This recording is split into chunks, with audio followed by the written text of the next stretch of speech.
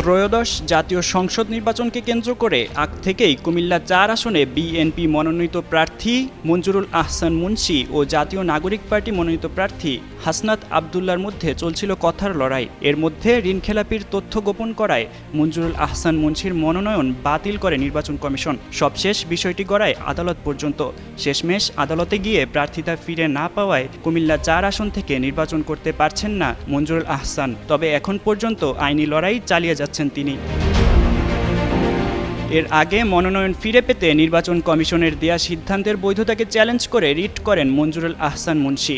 গত ১৭ জানুয়ারি আপিলে তার মনোনয়নপত্র বাতিল করে ইসি। তারও আগে গত ৩ জানুয়ারি মঞ্জুরুল আহসানের মনোনয়নপত্র বাছাইয়ে বৈধ ঘোষণা করেছিলেন সংশ্লিষ্ট রিটার্নিং কর্মকর্তা। তবে রিটার্নিং কর্মকর্তার এ সিদ্ধান্তের বিরুদ্ধে ইসিতে আপিল করেছিলেন এই আসনে এনসিপির প্রার্থী হাসনাত আবদুল্লাহ। তিনি আপিলে অভিযোগ করেন বিএনপির প্রার্থী ঋণখেলাপি হওয়ার তথ্য গোপন করে মনোনয়নপত্র দাখিল করেছেন।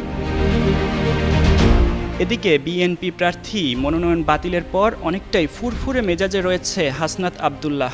এর মধ্যেই জানা গেল কুমিল্লা ৪ আসনে গণ অধিকার পরিষদের প্রার্থী জসিমউদ্দিন বিএনপি জোটের হয়ে নির্বাচনে প্রতিদ্বন্দ্বিতা করবেন। শুক্রবার দুপুরে জসিমউদ্দিন নিজেই বিষয়টি নিশ্চিত করেছেন। তবে এই আসনে বিএনপির নেতাকর্মীদের দাবি ইঞ্জিনিয়ার মঞ্জুরুল আহসান মুন্সী আইনি প্রক্রিয়ার মাধ্যমে প্রার্থিতা ফিরে পাবেন। আগামী সোমবার তার প্রার্থিতা নিয়ে আপিল শুনানি রয়েছে।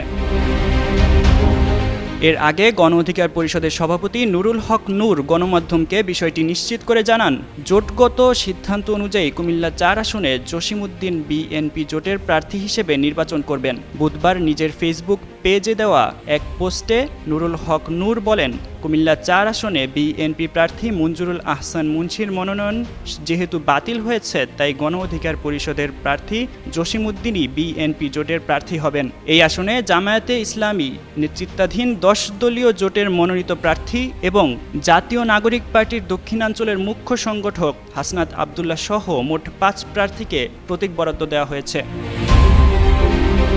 সাব্বির হোসেন সাকিব, যুগান্তর নিউজ।